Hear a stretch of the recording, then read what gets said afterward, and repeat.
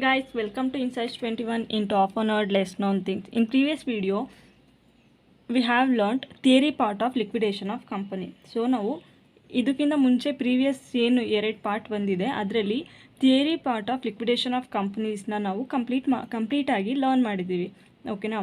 So ಈ ವಿಡಿಯೋನಲ್ಲಿ ನಾವು ಆ ಥಿಯರಿನ ಮೈಂಡಲ್ಲಿ ಇಟ್ಕೊಂಡು ಯಾವ ಥರ ನಾವು ಪ್ರಾಬ್ಲಮೆಟಿಕ್ಕಾಗಿ ಇಂಪ್ಲಿಮೆಂಟ್ ಮಾಡ್ತೀವಿ, ಲೈಕ್ ಪ್ರಾಬ್ಲಮ್ ಮಾಡ್ಬೇಕಾದ್ರೆ ಅದನ್ನು ಆ ಥಿಯರಿನ ಯಾವ ಥರ ಇಂಪ್ಲಿಮೆಂಟ್ ಮಾಡ್ತೀವಿ, ಅದು ಯಾವ ಥರ ಯೂಸ್ ಆಗುತ್ತೆ ಅದನ್ನು ಕಲಿಯೋಣ. ಮತ್ತು ನಮ್ಗೆ ಎಕ್ಸಾಮಲ್ಲಿ ಯಾವ ಥರ ಕ್ವಶನ್ಸ್ ಬರುತ್ತೆ ಮತ್ತು ಆ ಕ್ವಶನ್ಸ್ನ ನಾವು ಹೇಗೆ ಮಾಡಬೇಕು ಮತ್ತು ಏನೇನು ಮೇಜರ್ ಅಡ್ಜಸ್ಟ್ಮೆಂಟ್ಸ್ ಬರುತ್ತೆ ಮತ್ತು ಯಾವ್ಯಾವ ಥರ ಅಡ್ಜಸ್ಟ್ಮೆಂಟ್ ಬರುತ್ತೆ ಅದನ್ನೆಲ್ಲ ನೋಡೋಣ. ಆ್ಯಂಡ್ ಒನ್ ಥಿಂಗ್, ಯಾರು ಥಿಯರಿ ವೀಡಿಯೋಸ್ನ ನೋಡ್ದಲೇ ಡೈರೆಕ್ಟಾಗಿ ಪ್ರಾಬ್ಲಮೆಟಿಕ್ ವೀಡಿಯೋನ ನೋಡೋದಕ್ಕೆ ಬಂದಿದ್ದೀರಾ, ಐ ರಿಕ್ವೆಸ್ಟ್ ಪ್ಲೀಸ್ ಹೋಗಿ ಥಿಯರಿ ವೀಡಿಯೋನ ನೋಡ್ಬಿಟ್ಟು ಬನ್ನಿ. ಬಿಕಾಸ್ ಥಿಯರಿ ಏನು ಗೊತ್ತಿಲ್ಲದಲೇ ನಾವು ಡೈರೆಕ್ಟಾಗಿ ಪ್ರಾಬ್ಲಮ್ನ ಸಾಲ್ವ್ ಮಾಡೋದಕ್ಕೆ ಜಂಪ್ ಮಾಡಿದ್ರೆ ಏನೂ ಅರ್ಥ ಮಾಡ್ಕೊಳ್ಳೋದಕ್ಕಾಗಲ್ಲ, ಲೈಕ್ ತುಂಬ ಡಿಫಿಕಲ್ಟ್ ಆಗುತ್ತೆ ಅರ್ಥ ಮಾಡ್ಕೊಳ್ಳೋದಕ್ಕೆ. ಸೊ ಈ ವಿಡಿಯೋನಲ್ಲಿ ನಾವು ಪ್ರಾಬ್ಲಮ್ನ ಸಾಲ್ವ್ ಮಾಡೋಣ. ಫಸ್ಟ್ ಪ್ರಾಬ್ಲಮ್ ನೋಡೋದಾದರೆ, ಲೈಕ್ ಈ ಪ್ರಾಬ್ಲಮ್ಮು 4 ಮಾರ್ಕ್ಸಿಗೆ ಬರೋದು. ಅದು ಯಾವ ಥರ ಪ್ರಾಬ್ಲಮ್ಸ್ ಬರುತ್ತೆ ಅಂದರೆ, ಜಸ್ಟ್ ಲಿಕ್ವಿಡೇಟರ್ ರೆಮ್ಯುನರೇಷನ್ನ ಕ್ಯಾಲ್ಕುಲೇಟ್ ಮಾಡೋದು ಮತ್ತು ಕ್ರೆಡಿಟಾರ್ಗೆ ಯಾವ ಥರ ಮೀನ್ಸ್ ಎಷ್ಟು ಪೇಮೆಂಟ್ ಮಾಡೋದು ಅದನ್ನು ಫೈಂಡ್ ಮಾಡೋದು ನಮಗೆ 4 ಮಾರ್ಕ್ ಕ್ವಶನ್ ಆಗಿ ಕೇಳ್ತಾರೆ. ಅದು ಫಸ್ಟ್ ಕ್ವಶನ್ ನೋಡೋದಾದರೆ, calculate liquidator remuneration and also state the amount paid to unsecure creditor. Unsecure creditor ಯಾರು ಅಂತ ನಾವು ಥಿಯರಿನಲ್ಲಿ ಕಲ್ತಿದ್ದೀವಿ. ಸೊ ಇಲ್ಲಿ ನಾವು ಅನ್ಸೆಕ್ಯೂರ್ ಕ್ರೆಡಿಟಾರ್ಗೆ ಎಷ್ಟು ಅಮೌಂಟ್ನ ಪೇ ಮಾಡೋದು ಅಂತ ಫೈಂಡ್ ಮಾಡಬೇಕು. Then balance of cash after paying preferential creditors. So ನಾವು ಅನ್ಸೆಕ್ಯೂರ್ ಕ್ರೆಡಿಟಾರಿಗೆ ಯಾವಾಗ ಪೇ ಮಾಡೋದು, ಪ್ರಿಫರೆನ್ಷಿಯಲ್ ಕ್ರೆಡಿಟಾರ್ಸಿಗೆ ಪೇ ಮಾಡಾಗಮೇಲೆ. ನೀವು ಥಿಯರಿ ಮಾಡಬೇಕಾದ್ರೆ ಫಾರ್ಮ್ಯಾಟ್ನ ನೋಡಿ, ಫಾರ್ಮ್ಯಾಟಲ್ಲಿ ನಾವು ಲೈಕ್ ಆರ್ಡರ್ ಆಫ್ ಪೇಮೆಂಟ್ನ ನೋಡಿದ್ದು ಅದರಲ್ಲಿ ನೀವು ನೋಡಿರ್ಬೋದು. ಆಲ್ವೇಸ್ ನಾವು ಅನ್ಸೆಕ್ಯೂರ್ ಕ್ರೆಡಿಟಾರ್ನ ಪ್ರಿಫರೆನ್ಷಿಯಲ್ ಕ್ರೆಡಿಟಾರ್ಸ್ ಪೇ ಮಾಡಾಮೇಲೆ ಮಾಡೋದು. ಇಲ್ಲೂ ಬೇಕಾದ್ರೆ ನೀವು ನೋಡ್ಬೋದು, ಇಲ್ಲಿ ಫಾರ್ಮ್ಯಾಟ್ ಇದೆ. ಲೈಕ್ ಫಸ್ಟು ಸೆಕ್ಯೂರ್ ಕ್ರೆಡಿಟಾರ್ನ ಕೊಡ್ತೀವಿ, ಆಫ್ಟರ್ ದಟ್ ಲೀಗಲ್ ಚಾರ್ಜಸ್, ಅದಾದಮೇಲೆ ಲಿಕ್ವಿಡೇಟರ್ ರೆಮ್ಯುನರೇಷನ್, ಇದನ್ನ ನಾವು ಈ ಪ್ರಾಬ್ಲಮಲ್ಲಿ ಫೈಂಡ್ ಮಾಡ್ತಾ ಇದ್ದೀವಿ. Then other expenses on liquidation ಮೇಲೆ ಯಾವ್ದಾದ್ರು ಬೇರೆ ಎಕ್ಸ್ಪೆನ್ಸಸ್ ಇದ್ದರೆ ಅದನ್ನು.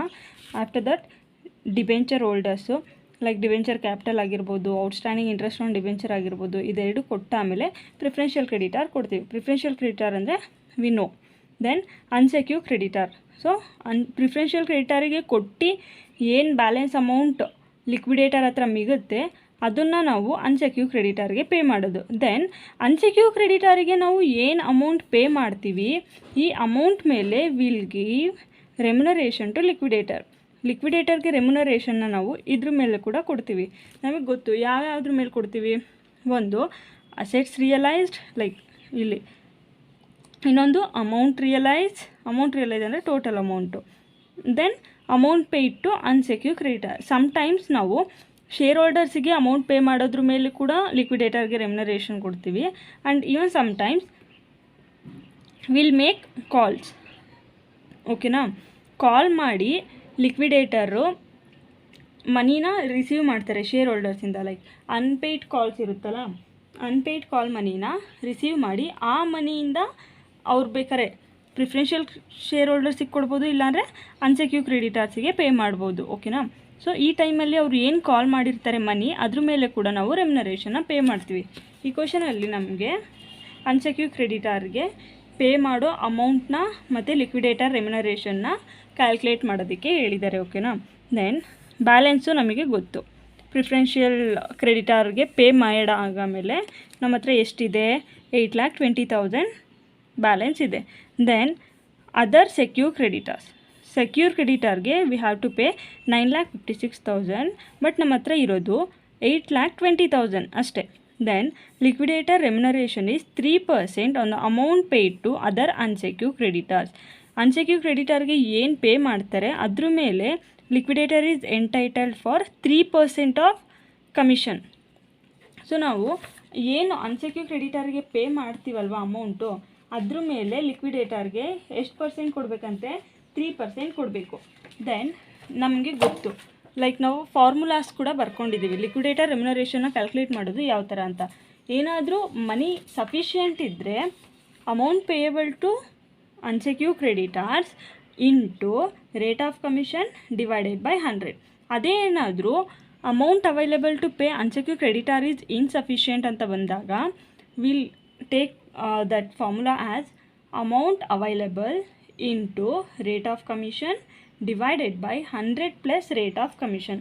ಸೊ ಇಲ್ಲಿ ನಮಗೆ ಅಮೌಂಟ್ ಅವೈಲೇಬಲ್ಲು ಸಫಿಷಿಯೆಂಟಾ ಇನ್ಸಫಿಷಿಯೆಂಟಾ? ಸಫಿಷಿಯೆಂಟ್ ಅಂದರೆ ಏನು ಅಂದರೆ, ಇವಾಗ ಫಾರ್ ಎಕ್ಸಾಂಪಲ್ 10,000 ಬೇಡ, 1 ಲ್ಯಾಕ್ ಅನ್ಸೆಕ್ಯೂರ್ಡ್ ಕ್ರೆಡಿಟರ್ಗೆ ನಾವು ಪೇ ಮಾಡಬೇಕು. And then after paying preferential creditors we have balance of 2 lakh. ಈ ಟೈಮಲ್ಲಿ ನಾವು 2 ಲ್ಯಾಕಿಂದ 1 ಲ್ಯಾಕ್ ಪೇ ಮಾಡ್ಬೋದಾ? ಸೊ ಈ ಯಾವ ಥರ ಬರುತ್ತೆ formula? Amount payable to unsecured creditors is 1 lakh into ಎಷ್ಟು ಪರ್ಸೆಂಟೇಜ್?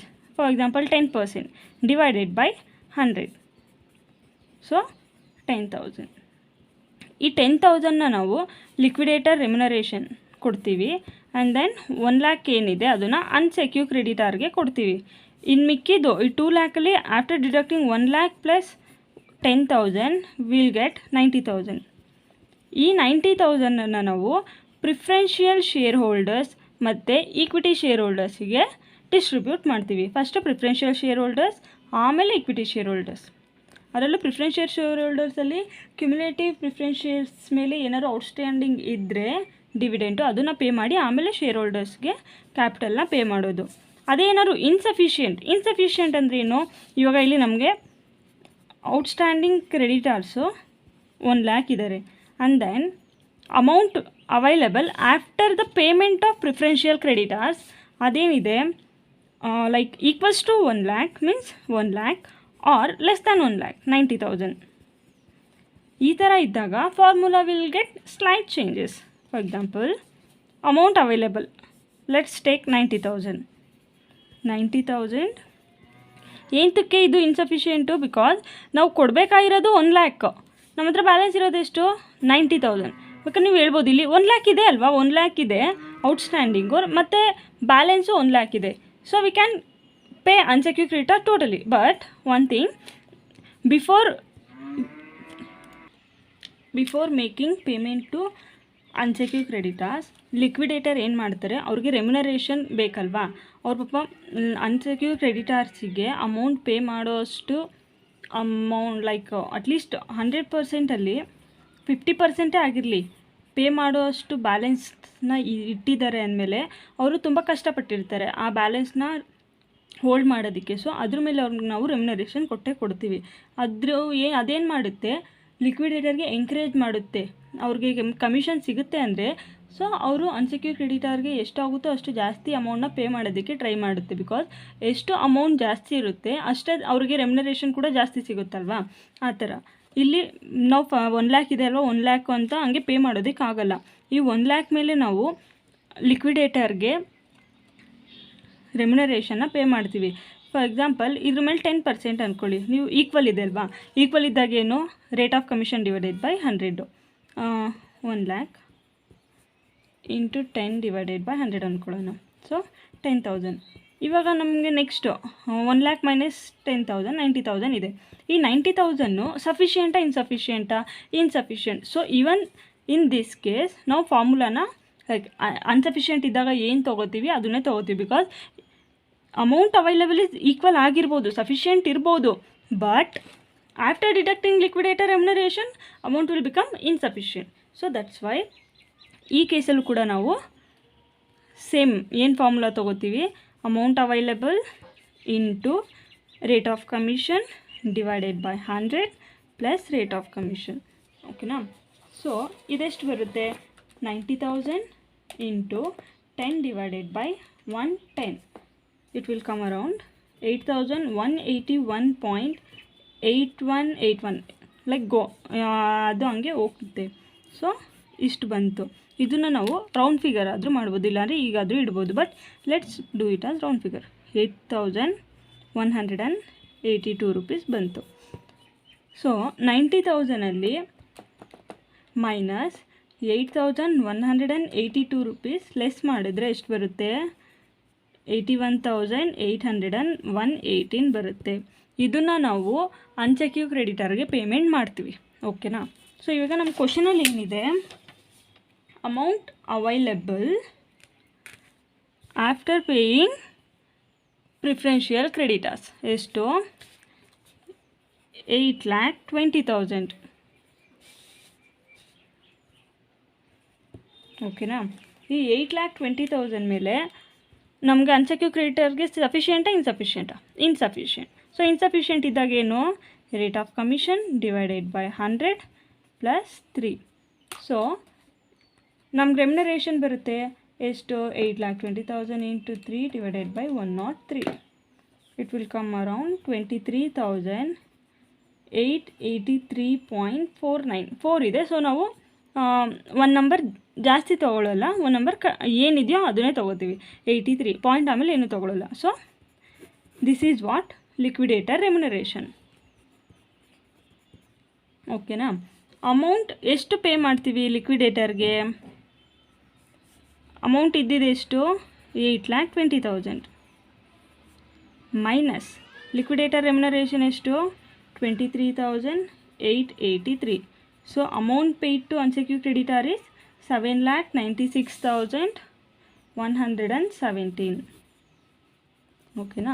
ಸಿಂಪಲ್. ಇಷ್ಟು ಮಾಡಿದ್ರೆ ನಿಮಗೆ 4 ಮಾರ್ಕ್ಸ್ ಸಿಗುತ್ತೆ. ಲೈಕ್ ಈ ಥರ ಅಲ್ಲ, ಫಾರ್ಮುಲಾ ನೀವು ಬರೀಬೇಕಿಲ್ಲ. Amount available into rate of commission divided by 100 ಹಿಂಗೆ ಬರ್ಕೊಂಡು ಹೋಗಬೇಕು. ಮತ್ತು ಇಲ್ಲೂ ಅಷ್ಟೇ, amount available after payment of unsecure creditors less liquidator remuneration is equals to amount paid, like amount after remuneration ಅಂದರೆ amount paid to unsecure creditor ಇಲ್ಲಿ ಸಿಗುತ್ತೆ ನಮಗೆ. ಓಕೆನಾ? ದೆನ್ ಸೆಕೆಂಡ್ ಪ್ರಾಬ್ಲಮ್ ಮಾಡೋಣ. ಸೆಕೆಂಡ್ ಪ್ರಾಬ್ಲಮಲ್ಲಿ ಏನು ಹೇಳಿದ್ದಾರೆ, from the following detail calculate liquidators remuneration. Okay. Balance of cash after preferential creditors ಎಷ್ಟು? 1,05,000. Their unsecured creditors are 1,25,000. Okay. Just 20,000 insufficient ಇದೆ. ಬಟ್ ಎಷ್ಟು ₹1 ಇನ್ಸಫಿಷಿಯೆಂಟ್ ಇದ್ದರೂ ಕೂಡ ನಾವು ಏನು ಫಾರ್ಮುಲಾ ಹಾಕ್ತೀವಿ? Rate of commission divided by 100 plus rate of commission. Then liquidator remuneration is 5% on the amount paid to other unsecure creditors. Unsecure ಕ್ರೆಡಿಟರ್ಸಿಗೆ ನಾವು ಏನು ಅಮೌಂಟ್ ಪೇ ಮಾಡ್ತೀವಿ ಅದ್ರ ಮೇಲೆ 5% ಕಮಿಷನ್ ಸಿಗುತ್ತೆ. ಯಾರಿಗೆ? ಲಿಕ್ವಿಡೇಟರ್ಗೆ. Commission remuneration both are same. You might get confuse. ನಾನು ಒಂದೊಂದು ಸರಿ ರೆಮ್ಯುನರೇಷನ್ ಹೇಳ್ತಿರ್ತೀನಿ, ಒಂದೊಂದು ಕಮಿಷನ್ ಹೇಳ್ತಿರ್ತೀನಿ, ಬಟ್ ಎರಡು ಒಂದೇ. ಓಕೆನಾ? ಸೊ ಬ್ಯಾಲೆನ್ಸ್ ಏನು ಆಫ್ಟರ್ ಪ್ರಿಫರೆನ್ಷಿಯಲ್ ಕ್ರೆಡಿಟರ್ಸು? ಫಾರ್ಮುಲಾ ಏನು ಬರುತ್ತೆ?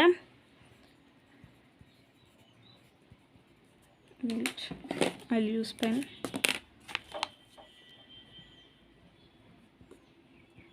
Liquidator remuneration is equals to amount available to unsecured creditors, don't use short forms, into rate of commission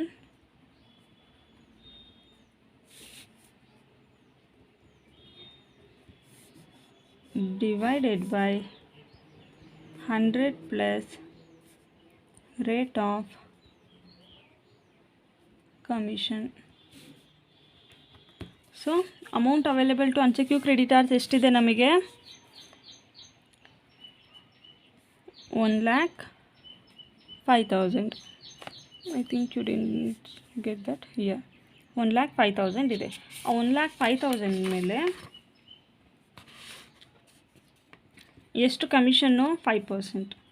5 divided by 100 plus 5. So 1,05,000 into 5 divided by 105. ನಮಗೆ liquidator remuneration 5,000 ಸಿಕ್ಕಿದೆ. ಓಕೆನಾ? But amount paid to unsecure creditors ಎಷ್ಟು ಗೊತ್ತಿಲ್ಲ. ಅದನ್ನು ನೋಡೋಣ. First amount available ಬರ್ಕೊಳ್ಳೋಣ. ಓಕೆನಾ? Amount available to unsecure creditor before remuneration ಅಂದರೆ ಆಫ್ಟರ್ ಪ್ರಿಫರೆನ್ಷಿಯಲ್ ಕ್ರೆಡಿಟರ್ಸ್ ಪೇಮೆಂಟ್ ಇಲ್ಲಿ ಕೊಟ್ಟಿದ್ದಾರಲ್ವಾ, ಈ ಬ್ಯಾಲೆನ್ಸ್ ಬಿಫೋರ್ ರೆಮ್ಯುನರೇಷನ್ ನಿಮಗೆ ಗೊತ್ತಾಗಬೇಕು ಅಂತ ಬ್ರ್ಯಾಕೆಟಲ್ಲಿ ಬರೆಯೋಣ. ಇದನ್ನು ಬರೀಲಿ ಅಂದರೆ ನಡೆಯುತ್ತೆ. ಓಕೆನಾ. ಇಸ್ ಈಕ್ವಲ್ಸ್ ಟು 1,05,000 ಇತ್ತು. ಆಫ್ಟರ್ ದಟ್ ಇದರಲ್ಲಿ ನಾವು ಏನು ಲೆಸ್ ಮಾಡ್ತೀವಿ, ಲಿಕ್ವಿಡೇಟರ್ ರೆಮ್ಯುನರೇಷನ್.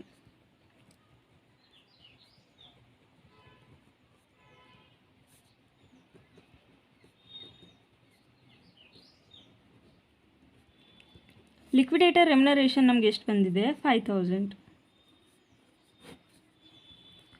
ಸೊ ಬ್ಯಾಲೆನ್ಸು 1,00,000 ಬರುತ್ತೆ. ಈ ಬ್ಯಾಲೆನ್ಸ್ ಏನು, amount available to unsecured creditors after remuneration. So amount available to unsecured creditor after remuneration is 1,00,000. ಓಕೆನಾ. 1,00,000 ಹಿಂಗೆ ಎಷ್ಟು ಇತ್ತು ಅದರಲ್ಲಿ ರೆಮ್ಯುನರೇಷನ್ನ ಲೆಸ್ ಮಾಡ್ತೀವಿ.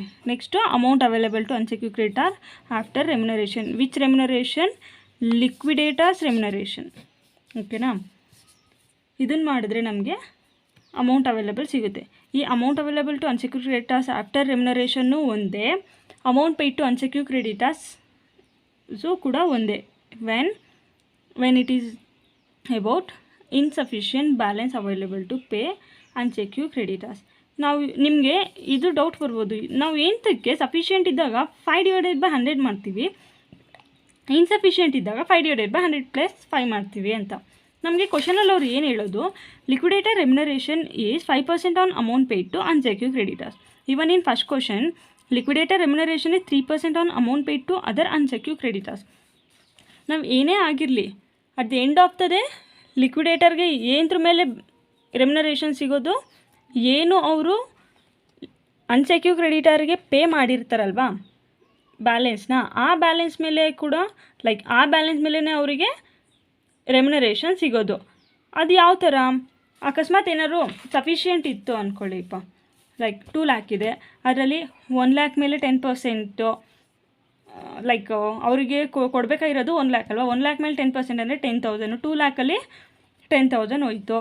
Then will get 1,90,000. In 1,90,000 will pay 1,00,000 amount to unsecured creditor. ಆ 1,00,000 ಮೇಲೆ ಎಷ್ಟು, 10%, 10,000 ಬರುತ್ತೆ. But in case of insufficient balance ನಮಗೇನಾಗುತ್ತೆ, 1,05,000 ಅಲ್ವಾ, 1,05,000 ಇಂಟು ಡೈರೆಕ್ಟಾಗಿ ನೀವು 5% ಮಾಡಿದ್ರೆ ವಿಲ್ ಗೆಟ್ 5,250. ಓಕೆನಾ. ಸೊ 1,05,000ಅಲ್ಲಿ 5,250 ಲೆಸ್ ಮಾಡೋಣ. Amount paid to unsecured creditor ನಮಗೆ ಎಷ್ಟು ಸಿಗುತ್ತೆ, 99,750. ಇದ್ರ ಮೇಲೆ 5% ಮಾಡಿದ್ರೆ ನಮಗೆ ಸೇಮ್ ಬರಬೇಕಲ್ವಾ, ಸೇಮ್ ಬಂತಾ, ಇಲ್ಲ, ವಿಲ್ ಗೆಟ್ 4,987.5. ಸೊ ಇದು ತಪ್ಪು. ಸೊ ಅದನ್ನು ನಾವು ಕರೆಕ್ಟಾಗಿ ಮಾಡಬೇಕು ಅಂದರೆ ಯಾವ ಥರ ಅಂತ ಇಲ್ಲಿ ನೋಡೋಣ. ನಮಗಿಲ್ಲಿ ಏನು ಹೇಳಿದ್ದಾರೆ, amount available to unsecured creditor is 1,05,000. ಯಾವುದು, after the payment of preferential creditors. ಇಲ್ಲಿದೆ ನೋಡಿ, ಪ್ರಿಫರೆನ್ಷಿಯಲ್ ಕ್ರೆಡಿಟರ್ ಇದು, ಪ್ರಿಫರೆನ್ಷಿಯಲ್ ಶೇರ್ ಹೋಲ್ಡರ್ಸ್ ಅಲ್ಲ. ಓಕೆನಾ. There is a different between preferential creditor and preferential share holders. ಅದನ್ನು ನೀವು ಥಿಯರಿ ನೋಡಿದ್ರೆ ಗೊತ್ತಾಗಿರುತ್ತೆ. ದೆನ್ ನಮಗೆ ಕರೆಕ್ಟಾಗಿ ಇದ್ರ ಮೇಲೆ ಕರೆಕ್ಟ್ ಅಂತ ಯಾವ ಥರ ಗೊತ್ತಾಗೋದು, 1,05,000 ಎಂತಕ್ಕೆ ಮಾಡ್ತೀವಿ ಇಲ್ಲಿ ಗೊತ್ತಾಗುತ್ತೆ ನೋಡಿ. 1,05,000 ಮೇಲೆ 5/105 ಮಾಡಿದ್ರೆ ಎಷ್ಟು, ಸಾರಿ ಮೈ ಮಿಸ್ಟೇಕ್, ವಿಲ್ ಗೆಟ್ 5,000. ಓಕೆನಾ. ಸೊ ಈ 5,000, 1,05,000 ಮೈನಸ್ 5,000 ಮೀನ್ಸ್ ರೆಮ್ಯುನರೇಷನ್ನ ಲೆಸ್ ಮಾಡ್ದು, 1,00,000 ಬಂತು. ಈ 1,00,000 ಮೇಲೆ ಇವಾಗ 5% ಮಾಡಿ ನೋಡಿ, ವಾವ್, ಸೇಮ್ ಬಂತು. ಮೀನ್ಸ್ ನಾವು ಮಾಡಿರೋದು ಕರೆಕ್ಟ್. ಇದಕ್ಕೋಸ್ಕರನೇ ನಾವು rate of commission divided by 100 plus rate of commission ಎಂತಕ್ಕೆ ಮಾಡ್ತೀವಿ ಅಂದರೆ, ಇವಾಗ ಈ ಅಮೌಂಟ್ ಮೇಲೆ ನಾವು ಡೈರೆಕ್ಟಾಗಿ 5% ಮಾಡಿದರೆ ಮೋರ್ ಅಮೌಂಟ್ ಡಿಡಕ್ಟ್ ಆಗೋಗುತ್ತೆ, ಮತ್ತು ಪೇ ಮಾಡಿರೋದ್ರ ಮೇಲೆ ನಾವು ಸೇಮ್ ಅಮೌಂಟ್ ಆಫ್ ರೆಮ್ಯುನರೇಷನ್ನ ಕೊಡೋದಕ್ಕಾಗಲ್ಲ. ಅದೇ ಸೇಮ್ ಕೊಡಬೇಕು ಅಂದರೆ in denominator we should add that percentage of rate of commission with 100. ಓಕೆನಾ. 100 ಏನು ಪರ್ಸೆಂಟೇಜ್, 100%. ಈ 100%ಅಲ್ಲಿ 5% ಕೂಡ ನಾವು ಆ್ಯಡ್ ಮಾಡಬೇಕು. ಯಾಕಂದರೆ ಈ 1,05,000ಅಲ್ಲಿ ಈ 5% ಏನಿದೆ ರೇಟ್ ಆಫ್ ಕಮಿಷನ್ ಅದು ಕೂಡ ಇನ್ಕ್ಲೂಡ್ ಆಗಿದೆ. ಅಂದಮೇಲೆ ಡಿನಾಮಿನೇಟರಲ್ಲಿ ನಾವು ಈ ಎಕ್ಸ್ಟ್ರಾ 5% ಏನಿದೆ ಈ ಎಕ್ಸ್ಟ್ರಾ 5%ನ ನಾವು ಆ್ಯಡ್ ಮಾಡಬೇಕು. ನಿಮ್ಗೇನಾದ್ರು ಎಕ್ಸಾಮಲ್ಲಿ ಕನ್ಫ್ಯೂಸ್ ಆದರೆ ಈ ಥರ ಮಾಡಿ ನೋಡ್ಕೊಳ್ಳಿ. ಈಗ ಹಿಂಗೆ ಹೇಳ್ದು ಲೈಕ್ ರೆಮ್ಯುನರೇಷನ್ ಏನು ಪೇ ಮಾಡಿರ್ತೀವಿ ಅದ್ರ ಮೇಲೆ ಎಷ್ಟು ರೇಟ್ ಇರುತ್ತೆ ಅದನ್ನು ಮಾಡಿ ನೋಡಿ. ಇದು ಮತ್ತು ಇದ್ರ ಮೇಲೆ ಮಾಡೋದು ಸೇಮ್ ಬಂದರೆ ನೀವು ಮಾಡಿರೋದು ಕರೆಕ್ಟ್ ಅಂತ. ಓಕೆನಾ? So I think 2 questions are more than enough for 4 marks. Let's move towards 12 marks questions. ಓಕೆನಾ? 12 marksiಗೆ ಹೋಗೋಕ್ಕಿಂತ ಮುಂಚೆ liquidator statement of account simple problems 4 marksiಗೂ ಕೊಡ್ತಾರೆ. ಅದು ಯಾವ ಥರ ಇಲ್ಲಿ ಈ ಪ್ರಾಬ್ಲಮ್ ನೋಡಿದ್ರೆ ಗೊತ್ತಾಗುತ್ತೆ. ಇಲ್ಲಿ ಏನು ಹೇಳಿದ್ದಾರೆ, a company limited went to a voluntary liquidation with the following liabilities. There are types of liquidations, ಅದು ಕೂಡ ನಮಗೆ ಗೊತ್ತು. ಅದರಲ್ಲಿ ಇವರು ವಾಲಂಟರಿ ಲಿಕ್ವಿಡೇಷನ್ಗೆ ಹೋಗಿದ್ದಾರೆ. ಫೈನ್. ಇದರಲ್ಲಿ ಸೆಕ್ಯೂರ್ ಕ್ರೆಡಿಟಾರ್ಸ್ 40,000. ಓಕೆ. ಅದರಲ್ಲಿ securities realised by liquidator. Okay. ಇದು ಏನು ಅಂದರೆ ಸೆಕ್ಯೂರಿಟೀಸ್ನ ಪ್ಲಜ್ ಮಾಡಿದ್ದಾರೆ ಸೆಕ್ಯೂರ್ ಕ್ರೆಡಿಟರ್ ಹತ್ರ. ಸೆಕ್ಯೂರ್ ಕ್ರೆಡಿಟರ್ ಅಂದ್ರೇನು, ಅವ್ರ ಹತ್ರ ಯಾವುದಾದ್ರೂ ಲೈಕ್ ಅವ್ರು ಎಷ್ಟು ಅಮೌಂಟು ನಮಗೆ ಕೊಟ್ಟಿದ್ದಾರೆ, ಲೆಂಡ್ ಮಾಡಿದ್ದಾರೆ, ಅಷ್ಟು ಅಮೌಂಟ್ ಬಾಳೋ ಅಂಥ ಅಸೆಟ್ನ ಈ ಬಾರೋವರ್ ಇರ್ತಾರಲ್ಲ ಅವರು ಪ್ಲಜ್ ಮಾಡಿರ್ತಾರೆ. ಫಾರ್ ಎಕ್ಸಾಂಪಲ್ ಈ ಎ ಕಂಪ್ನಿ ಇದೆಯಲ್ಲ, ಈ ಸೆಕ್ಯೂರ್ ಕ್ರೆಡಿಟರ್ ಹತ್ರ 40,000 ಅಷ್ಟು ಅಸೆಟ್ ಲೈಕ್ 40,000 ಅಷ್ಟು ಬಾಳೋ ಅಷ್ಟು ಅಸೆಟ್ನ ಪ್ಲಜ್ ಮಾಡಿದರು. ಸೊ ಅವರು 40,000 ಅಷ್ಟು ಸೆಕ್ಯೂರ್ ಕ್ರೆಡಿಟರ್ ಆಗಿದ್ದರು. ಏನು ಸೆಕ್ಯೂರಿಟೀಸ್ನ ಅವ್ರ ಹತ್ರ ಪ್ಲಜ್ ಮಾಡಿದರು. ಯಾವ ಅಸೆಟು? ಸೆಕ್ಯೂರಿಟೀಸ್. ಓಕೆನಾ? ಆ ಸೆಕ್ಯೂರಿಟೀಸು ಇಬ್ಬರು ರಿಯಲೈಸ್ ಮಾಡ್ಬೋದು, either secure creditor or liquidator. In this question liquidator ಆ ಸೆಕ್ಯೂರಿಟೀಸ್ನ ರಿಯಲೈಸ್ ಮಾಡಿದ್ದಾರೆ.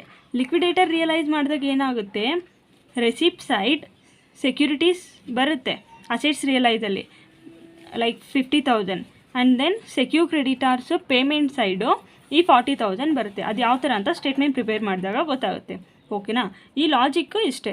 ಈ 50,000 ಅವರು ರಿಯಲೈಸ್ ಮಾಡಿದೆ ಅವರು ಲಿಕ್ವಿಡೇಟರ್. ಸೊ 50,000 ರೆಸಿಪ್ಟ್ ಸೈಡ್ ಬರುತ್ತೆ ಆ್ಯಂಡ್ ದೆನ್ ಈ 40,000 payment side secure creditor. First like order of ಪೇಮೆಂಟಲ್ಲಿ ಫಸ್ಟ್ ನಾವು ಪೇ ಮಾಡೋದು ಸೆಕ್ಯೂರ್ ಕ್ರೆಡಿಟರ್ಸು. ಸೆಕ್ಯೂರ್ ಕ್ರೆಡಿಟರ್ಸು 40,000 ಮಾತ್ರ ನಾವು ಈ ಕಡೆ ಪೇಮೆಂಟ್ ಸೈಡಲ್ಲಿ ಬರೆಯೋದು. ಈ 50,000 ರೆಸಿಪ್ಟ್ ಸೈಡ್ ಅಸೆಟ್ಸ್ ರಿಯಲೈಸ್ ಅಂಡರಲ್ಲಿ ಲೈಕ್ ಅಸೆಟ್ಸ್ ರಿಯಲೈಸ್ ಹೆಡ್ಡಲ್ಲಿ ಅದ್ರ ಅಂಡರ್ ಸೆಕ್ಯೂರಿಟೀಸ್ ಅಂತ ಬರುತ್ತೆ. ಲೈಕ್ ಅಸೆಟ್ಸ್ ಯಾವ್ದಾದ್ರು ರಿಯಲೈಸ್ ಆಗುತ್ತೆ ಅದನ್ನು ಅಸೆಟ್ಸ್ ರಿಯಲೈಸಲ್ಲಿ ಬರಿತೀವಲ್ವಾ, ಆವಾಗ ಸೆಕ್ಯೂರಿಟೀಸ್ 50,000 ತೊಗೋತೀವಿ. Then preferential creditors 12,000 like secure creditors pay ಮಾಡ್ದು. ಅದಾದಮೇಲೆ ನಾವೇನು ಪೇ ಮಾಡ್ತೀವಿ, ಲಿಕ್ವಿಡೇಷನ್ ಎಕ್ಸ್ಪೆನ್ಸಸ್ ಇರುತ್ತೆ, ಅದರ ಲೀಗಲ್ ಚಾರ್ಜಸ್ಸು ಅದೆಲ್ಲ ಅದನ್ನು ಪೇ ಮಾಡ್ತೀವಿ. ಅದಾದಮೇಲೆ ಲಿಕ್ವಿಡೇಟರ್ ರೆಮ್ಯುನರೇಷನ್ ಆಮೇಲೆ debenture holders, outstanding debenture interest, then debenture capital. After that preferential creditors. So ಆ ಪ್ರಿಫರೆನ್ಷಿಯಲ್ ಕ್ರೆಡಿಟಾರ್ಸು 12,000 ಇದ್ದಾರಂತೆ. ಓಕೆ. ದೆನ್ ಅನ್ಸೆಕ್ಯೂರ್ ಕ್ರೆಡಿಟಾರ್ಸ್ 61,000 ಇದ್ದಾರೆ. ಫೈನ್. ಲಿಕ್ವಿಡೇಷನ್ ಎಕ್ಸ್ಪೆನ್ಸಸ್ ಕೂಡ 5,000. ಲಿಕ್ವಿಡೇಷನ್ ಎಕ್ಸ್ಪೆನ್ಸಸ್ ಯಾವಾಗ ಬರುತ್ತೆ, ಆಫ್ಟರ್ ಸೆಕ್ಯೂರ್ಡ್ ಕ್ರೆಡಿಟಾರ್ಸ್ ಪೇಮೆಂಟ್ ಮಾಡಿದ ತಕ್ಷಣ immediately will pay liquidation expenses. Fine. Then the liquidator is entitled to remuneration of 3% on amount realise ಅಂದರೆ ಏನು, total balance of receipt side. ಈ receipt ಸೈಡಲ್ಲಿ ಏನೇನು ಟೋಟಲ್ ಇರುತ್ತಲ್ವ ಇಲ್ಲಿ ಲಾಸ್ಟಲ್ಲಿ ಟೋಟಲ್ಲು ಅಮೌಂಟ್ ರಿಯಲೈಸ್ ಅಂತ. ಅದೇ ಅಸೆಟ್ಸ್ ರಿಯಲೈಸ್ ಅಂತ ಬಂದಾಗ except cash in hand and cash at bank. ಇದು ಕೂಡ we have learned while learning format of statement of liquidator account. ಓಕೆನಾ? And 1.5% on amount paid to unsecure creditor excluding preferential creditors. Excluding including ಬರುತ್ತೆ ಅಂತ ಹೇಳಿದ್ದು, ಇಲ್ಲಿ ಬಂದಿದೆ ನೋಡಿ, excluding preferential creditors. Fine. ನಿಮಗೆ ಗೊತ್ತು ಕ್ರೆಡಿಟಾರ್ಸ್ ಅಂದಮೇಲೆ like creditors has 3 different varieties: secure creditors, unsecured creditors and preferential creditors. ಈ ಏನು ಸೆಕ್ಯೂರ್ ಕ್ರೆಡಿಟಾರ್ ಇದ್ದಾರೆ ಇದ್ರ ಮೇಲೆ ಲಿಕ್ವಿಡೇಟರ್ಗೆ ಏನೇ ರೆಮ್ಯುನರೇಷನ್ ಸಿಗಲ್ಲ. ಅವ್ರಿಗೆ ಏನೇ ರೆಮ್ಯುನರೇಷನ್ ಸಿಕ್ಕಿದ್ರೆ ಇವ್ರ ಮೇಲೆ ಮತ್ತು ಇವ್ರ ಮೇಲೆ ಮಾತ್ರ ಸಿಗೋದು. ಓಕೆನಾ? ಫೈನ್. ಅಥವಾ ಇವರೊಬ್ಬರ ಮೇಲೆ ಸಿಗ್ಬೋದು ಇಲ್ಲಾಂದರೆ ಇವರಿಬ್ಬರು ಮೇಲೂ ಸಿಗ್ಬೋದು. Either only on unsecure creditor or on both preferential and unsecure creditor. ಈ ಕ್ವಶನಲ್ಲಿ ನಮಗೇನು ಹೇಳಿದ್ದಾರೆ, ಎಕ್ಸ್ಕ್ಲೂಡಿಂಗ್ ಪ್ರಿಫರೆನ್ಷಿಯಲ್ ಕ್ರೆಡಿಟರ್. ಎಕ್ಸ್ಕ್ಲೂಡಿಂಗ್ ಅಂದ್ರೇನು, ಅವ್ರಿಗೆ ಬಿಟ್ಟು ಅಂದರೆ ಇವ್ರಿಗಂತ ಕೊಡಲ್ಲ ಅಂದಮೇಲೆ ಅನ್ಸೆಕ್ಯೂರ್ ಕ್ರೆಡಿಟರ್ ಮೇಲೆ ಮಾತ್ರ ನಾವು ಏನು ಲಿಕ್ವಿಡೇಟರ್ ರೆಮ್ಯುನರೇಷನ್ನ ಪೇ ಮಾಡೋದು. ಫೈನ್ ಅದೆಷ್ಟು 1.5% ಮೀನ್ಸ್ 1.5%. 0.5 ಎಂತಕ್ಕೆ ಮಾಡ್ದು ಅಂದರೆ 1 ಓಕೆ, 1/2 ಅಂದರೆ 0.5 ಅಲ್ವಾ, 1 + 0.5 1.5. ದೆನ್ ದ ರಿಮೈನಿಂಗ್ ಅಸೆಟ್ಸ್ 52,000 ಅಂದರೆ ಈ ರಿಮೈನಿಂಗ್ ಅಸೆಟ್ಸ್ ಅಂದರೆ ಇಷ್ಟು ಅಸೆಟ್ಸ್ ಇದ್ದು ಇದು ಕೂಡ ರಿಯಲೈಸ್ ಆಗಿದೆ ಅಂತ ಅರ್ಥ.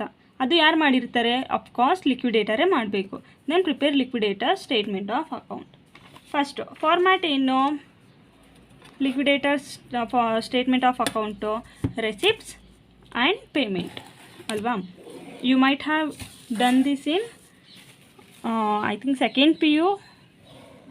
NPOನಲ್ಲಿ ನಮಗೆ ರೆಸಿಪ್ಟ್ಸ್ ಆ್ಯಂಡ್ ಪೇಮೆಂಟ್ ಅಕೌಂಟ್ ಇತ್ತು. Same format and same thing. ಏನೇ ರೆಸಿಪ್ಟ್ಸ್ ಇದ್ದರೂ ರೆಸಿಪ್ಟ್ ಸೈಡ್ ಹಾಕ್ತೀವಿ, ಏನೇ ಪೇಮೆಂಟ್ಸ್ ಇದ್ದರೂ ಪೇಮೆಂಟ್ ಸೈಡ್ ಹಾಕ್ತೀವಿ. ಓಕೆನಾ, ಏನೂ ಡಿಫ್ರೆನ್ಸ್ ಇಲ್ಲ. ಆ್ಯಂಡ್ ಒನ್ ಥಿಂಗ್, ಇದರಲ್ಲಿ ಡೆಬಿಟ್ ಕ್ರೆಡಿಟ್ ಅನ್ನೋದು ಬರಲ್ಲ. ಮತ್ತು by this account, by that account, to this account, to that account ಬರಲ್ಲ. ಬಿಕಾಸ್ ಇದು ಅಕೌಂಟ್ ಅಲ್ಲ, it is one statement, not a account. ಓಕೆನಾ. ಪೇಮೆಂಟ್ ರೆಸಿಪ್ಟ್ಸ್, ಡೆಬಿಟು ಕ್ರೆಡಿಟು ಮತ್ತು ಇಲ್ಲಿ ಇಲ್ಲಿ ಟು ಎಂತಕ್ಕೆ ಯಾವುದಕ್ಕೆ ಬರೋದು, ಅಕೌಂಟಿಗೆ ಮಾತ್ರ ಬರೋದು, ಸ್ಟೇಟ್ಮೆಂಟ್ಸಿಗೆ ಬರಲ್ಲ. ಹೆಡ್ಡಿಂಗ್ ಏನಾಗ್ತೀವಿ, ಸಿಂಪಲ್ ಇಲ್ಲೇನು ಹೇಳಿದ್ದಾರೆ ಅದೇ ಲಿಕ್ವಿಡೇಟರ್ಸ್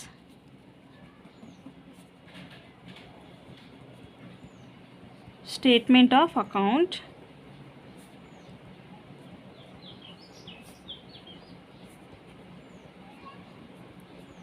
ಇಲ್ಲಿ ಕಂಪ್ನಿ ನೇಮ್ ಹೇಳಿದ್ದಾರೆ, a company limited. Then in middle of the sheet right a company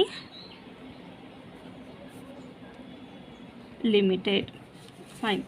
first receipt side ಏನೇನು ಬರುತ್ತೆ, ಕ್ಯಾಶ್ ಇದೆಯಾ, ಕ್ಯಾಶ್ ಇನ್ ಹ್ಯಾಂಡು ಇಲ್ಲ, ಕ್ಯಾಶ್ ಅಟ್ ಬ್ಯಾಂಕು ಇಲ್ಲ. ಸೊ ನಮ್ಗೆ ಇಲ್ಲಿ ಕೊಟ್ಟಿರೋದು ಅಸೆಟ್ಸ್ ರಿಯಲೈಸ್ ಮಾತ್ರ. ಅಸೆಟ್ಸ್ ರಿಯಲೈಸು ಎಲ್ಲ ಇದ್ರ ಹೆಡ್ಡಲ್ಲೇ ಬರೀಬೇಕು. ಓಕೆನಾ. ಯಾವ್ಯಾವ ಅಸೆಟ್ಸ್ ಇದೆ, ಸೆಕ್ಯೂರಿಟೀಸ್, ಎಷ್ಟು ಅಮೌಂಟು, 50,000 ಇದೆ. Fine. After that assets, remaining assets or assets ಎಷ್ಟು, 52,000 ಇದೆ. ಫೈನ್. ಇವಾಗ ಪೇಮೆಂಟ್ ಸೈಡ್ ಬರೋಣ. ಪೇಮೆಂಟ್ ಸೈಡ್ ನೋಡಿದ್ರೆ ಫಸ್ಟ್ ಏನು ಪೇ ಮಾಡಬೇಕು ನಾವು, secure creditors. Secure creditors securities realise by secure creditor ಕೂಡ ಬರುತ್ತೆ. ಅದು ನೆಕ್ಸ್ಟ್ ಪ್ರಾಬ್ಲಮಲ್ಲಿ ನೋಡೋಣ. ಇಲ್ಲೇ ಅದನ್ನು ಕಾಂಪ್ಲಿಕೇಟ್ ಮಾಡೋದು ಬೇಡ, ಜಸ್ಟ್ ಈ ಪ್ರಾಬ್ಲಮಲ್ಲಿ ಏನಿದೆ ಅದನ್ನು ಮಾತ್ರ ಲರ್ನ್ ಮಾಡೋಣ. ಓಕೆನಾ. So secure creditors I am writing in short form, please don't write in short forms. ಎಷ್ಟು ನೀವು ಹೇಳ್ಬೋದು 50,000 ತೊಗೊಳ್ಳಿ ಅಂತ, ಬಟ್ 50,000 ತೊಗೊಳ್ಳಲ್ಲ. ಅವ್ರು ನಮಗೆ ಕೊಟ್ಟಿರೋದು ಎಷ್ಟು ಸಾಲ, 40,000. ಸೊ 40,000 ಮಾತ್ರ ತೊಗೋತೀವಿ. ಅದೇನಾದ್ರು ಸೆಕ್ಯೂರಿಟೀಸು ಸೆಕ್ಯೂರ್ ಕ್ರೆಡಿಟರೇ ರಿಯಲೈಸ್ ಮಾಡಿದರೆ ಅವ್ರು 50,000ಅಲ್ಲಿ ನಮಗೆ 10,000 ರಿಟರ್ನ್ ಮಾಡೇ ಮಾಡ್ತಿದ್ರು. ಓಕೆನಾ. ದೆನ್ ಇದಾದಮೇಲೆ ಏನು ಬರುತ್ತೆ, liquidation expenses. As we have liquidation expenses 5,000.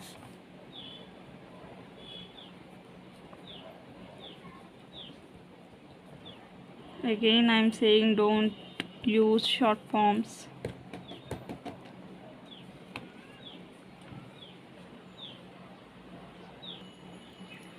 So liquidation expenses ಆಯಿತು. ಲಿಕ್ವಿಡೇಷನ್ ಎಕ್ಸ್ಪೆನ್ಸಸ್ ಆಮೇಲೆ ಏನು, ಲಿಕ್ವಿಡೇಟರ್ ರೆಮ್ಯುನರೇಷನ್. ಲಿಕ್ವಿಡೇಟರ್ ರೆಮ್ಯುನರೇಷನು ನಮಗೆ ಈ ಕ್ವಶನಲ್ಲಿ 2 ಟೈಪ್ಸ್ ಹೇಳಿದ್ದಾರೆ, ಆನ್ ಅಮೌಂಟ್ ರಿಯಲೈಸ್ ಮತ್ತು amount paid to unsecure creditors excluding preferential creditors.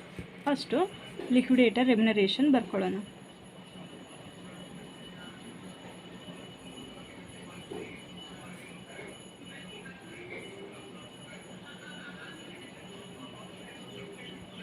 ಇಲ್ಲಿ ನಮಗೆ 2 types of liquidator remuneration.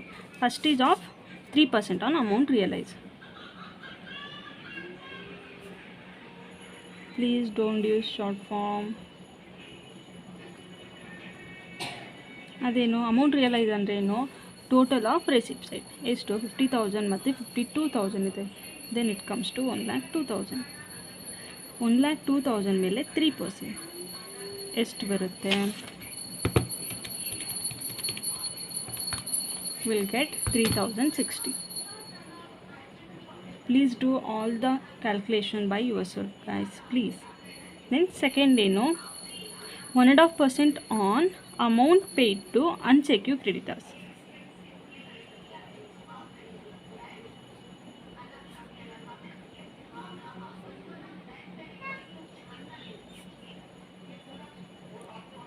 Excluding preferential creditors, ಅದು ಬೇಕಾದ್ರೆ ಬರಿಬೋದು, ಇಲ್ಲಾಂದರೆ ಇಲ್ಲ. ಇದನ್ನು ನಾವು ನೋಟ್ ಮಾಡೋಣ. ಇಲ್ಲಿ ಅದು ಕ್ಯಾಲ್ಕುಲೇಷನ್ ತೋರಿಸೋದಕ್ಕಾಗಲ್ಲ, it is a long process. ಇದು ನಾವು ಯಾವಾಗ ಕ್ಯಾಲ್ಕುಲೇಟ್ ಮಾಡಿದ್ವಿ, ಫಸ್ಟ್ ನಮಗೆ ಗೊತ್ತಾಗಬೇಕು amount is sufficient or insufficient. ಅದು ಗೊತ್ತಾಗಬೇಕು ಅಂದರೆ ನಾವು ಅದಕ್ಕಿಂತ ಮುಂಚೆ ಡಿವೆಂಚರ್ ಹೋಲ್ಡರ್ಸ್ ಆಗಿರ್ಬೋದು, ಪ್ರಿಫರೆನ್ಷಿಯಲ್ ಕ್ರೆಡಿಟರ್ಸ್ ಆಗಿರ್ಬೋದು, ಇವರಿಗೆಲ್ಲ ಅಮೌಂಟ್ ಪೇ ಮಾಡಬೇಕು. ಇಲ್ಲಿ ನಮಗೆ ನೆಕ್ಸ್ಟ್ ಯಾರು ಬರ್ತಾರೆ, ಡಿವೆಂಚರ್ ಹೋಲ್ಡರ್ಸ್.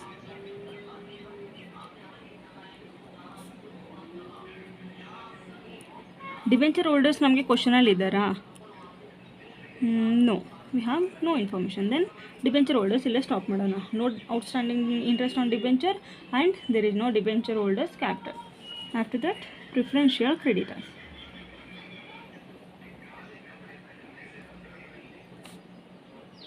ಪ್ರಿಫರೆನ್ಷಿಯಲ್ ಕ್ರೆಡಿಟರ್ಸ್ ನಮಗೆ ಎಷ್ಟಿದೆ, 12,000. ಇದಾದಮೇಲೆ ನಾವು unsecured creditors.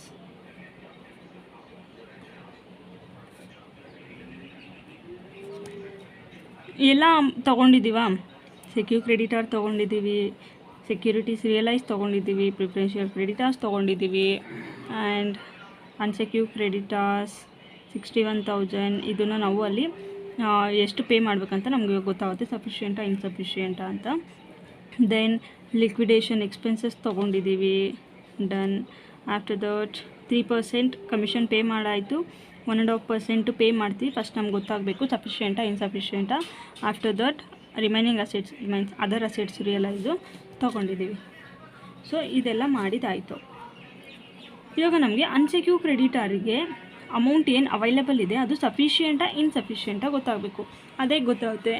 First total receipt ತೊಗೊಳ್ಳೋಣ.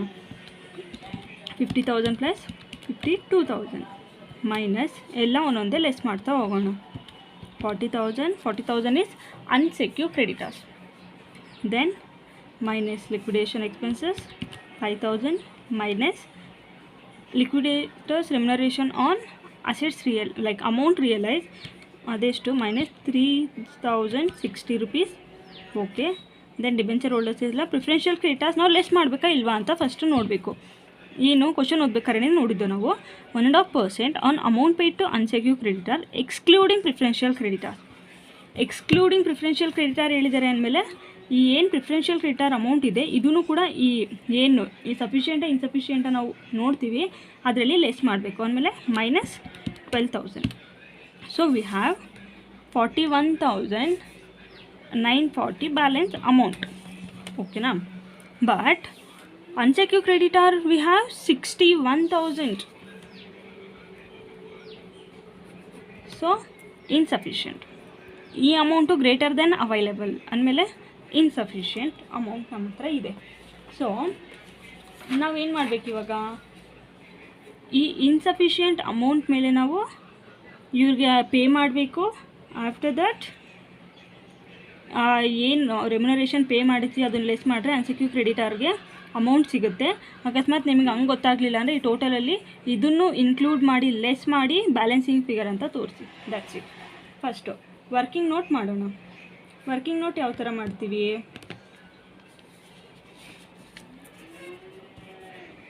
Note calculation of liquidators remuneration. Just a second.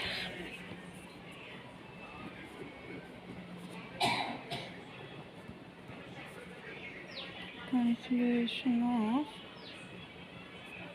liquidators remuneration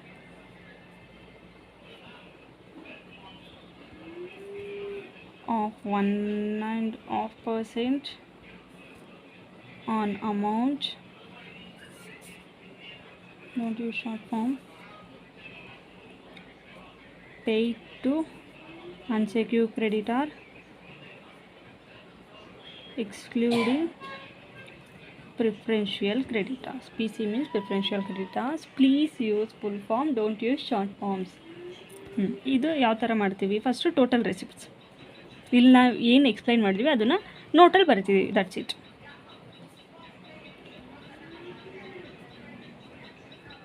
total receipts ನಮಗೇನೇನಿದೆ, 50,000 ಒನ್ ಇದೆ, ದೆನ್ 52,000 ಇದೆ, then it comes to 1,02,000. fine, no doubt in that. ಇದರಲ್ಲಿ ನಾವು less payment before unsecured creditors,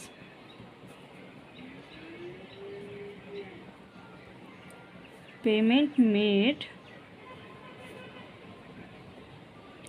before unsecured creditors, ಅದು ಏನೇನು ಇದೇಂತಕ್ಕೆ, ಅದು before unsecured creditor okay, ಇದರಲ್ಲಿ before liquidator remuneration ಕೂಡ ಇರುತ್ತೆ, ಓಕೆನಾ. ಇದನ್ನು ನಾವು ಕ್ಯಾಲ್ಕುಲೇಟ್ ಮಾಡಲ್ಲ, ಇದನ್ನೊಂದೇ ಮಾಡೋದು, ಯಾಕಂದರೆ ಈ ನಮಗೆ ಏನು ಅಮೌಂಟ್ ಸಫಿಷಿಯೆಂಟ್ ಇನ್ಸಫಿಷಿಯೆಂಟ ಸಿಕ್ಕಾಮೇಲೆ ತಾನೇ ಇದನ್ನು ಮಾಡೋದು. ಸೊ ಇದರಲ್ಲಿ ನಾವು ಏನೇನು ಇನ್ಕ್ಲೂಡ್ ಮಾಡ್ತೀವಿ, 40,000 ಪ್ಲಸ್ 5,000 ಪ್ಲಸ್ 3,060 ಪ್ಲಸ್ 12,000 ಎಂತಕ್ಕೆ ತೊಗೊತಿದ್ವಿ, ನಮಗೆ ಕ್ವಶನಲ್ಲಿ ಹೇಳಿದ್ದಾರೆ 1.5% on amount pay to unsecured creditor excluding preferential creditor. Excluding ಅಂದಮೇಲೆ ಅದನ್ನು ನಾವು ಲೆಸ್ ಮಾಡಲೇಬೇಕಲ್ವಾ. So 40,000 plus 5,000 plus 3,060 plus 12,000 will get 60,060. ಇದನ್ನು ಲೆಸ್ ಮಾಡಿದ್ರೆ will get 41,940. You can see 1,02,000 ಇತ್ತು, ಅದರಲ್ಲಿ 60,060ನ ಲೆಸ್ ಮಾಡಿದ್ರೆ 41,940 ನಮಗೆ ಬಂದಿದೆ, ಓಕೆನಾ. ಈ ಥರ 41,940 ಬಂದಿದೆ. ಈ 41,940ನ ನಾವು ಏನು ಹೇಳ್ತೀವಿ ಅಂದರೆ ಅಮೌಂಟ್ ಅವೈಲೇಬಲ್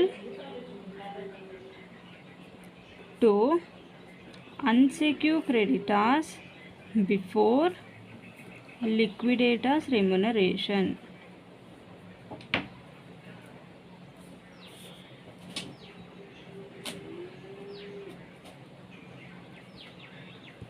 ಓಕೆನಾ.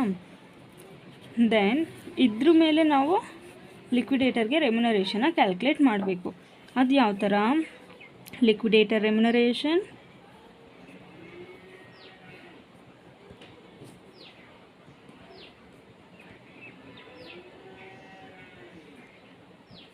is equals to ಇದೇನು amount available 41,940 into 1.5%, you can write it as 1.5% divided by 100 plus 1.5% or 1.5% divided by 100 plus 1.5%, like 1.5 in the sense 1.5. ಇದನ್ನ ಎಂತಕ್ಕೆ ಮಾಡ್ತಿದ್ದೀವಿ, ಬಿಕಾಸ್ ಇಲ್ಲಿ ಗೊತ್ತು ನಮಗೆ ಏನು ಬ್ಯಾಲೆನ್ಸ್ ಅಮೌಂಟ್ ಇದೆ ಇದು ಇನ್ಸಫಿಷಿಯೆಂಟ್, ಯಾವುದಕ್ಕೆ ಅನ್ಸೆಕ್ಯೂರ್ಡ್ ಕ್ರೆಡಿಟರ್ ಬ್ಯಾಲೆನ್ಸಿಗೆ ಇದು insufficient, because we have 41,940, that's it.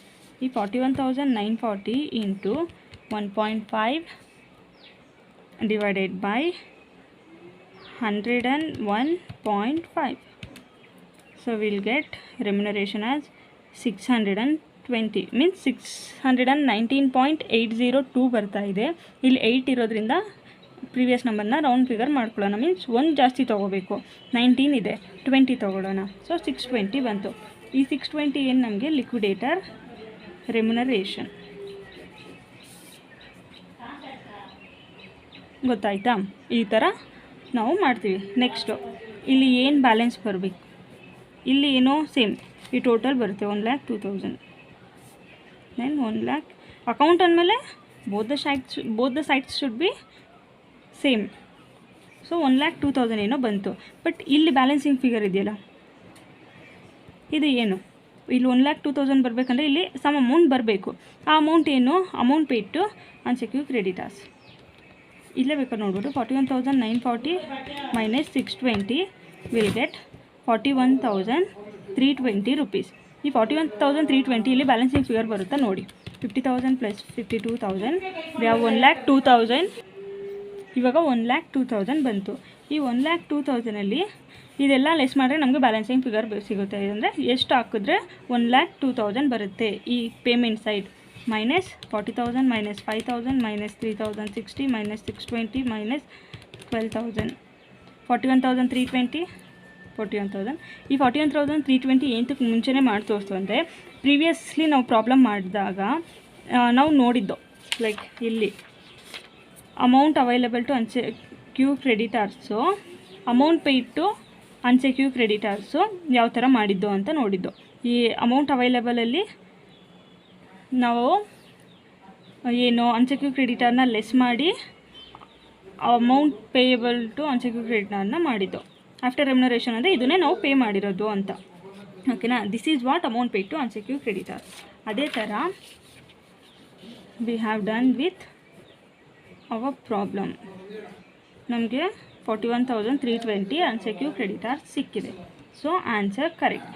ಕರೆಕ್ಟಾ ಇಲ್ವಾ ಅಂತ ನಮ್ಗೆ ಹೆಂಗೆ ಗೊತ್ತಾಗುತ್ತೆ, ಈ ಏನು 41,320 ಇದೆ ಅಲ್ವಾ, ಅದ್ರ ಮೇಲೆ ಇಂಟು 1.5%, 619.8. 19.8 ಅಂದರೆ one amount, one number round up ಮಾಡಿ ಎಕ್ಸ್ಟ್ರಾ ತೊಗೋಬೇಕು. ಮೀನ್ಸ್ 620 ತೊಗೋಬೇಕು. ಅವಲ್ಲೇ ಕೂಡ ನಮಗೆ 619.8 ಆ್ಯಂಡ್ ಸಮಥಿಂಗ್ ಬಂದಿತ್ತು, ಅದನ್ನು ನಾವು 620 ಮಾಡಿದ್ದು.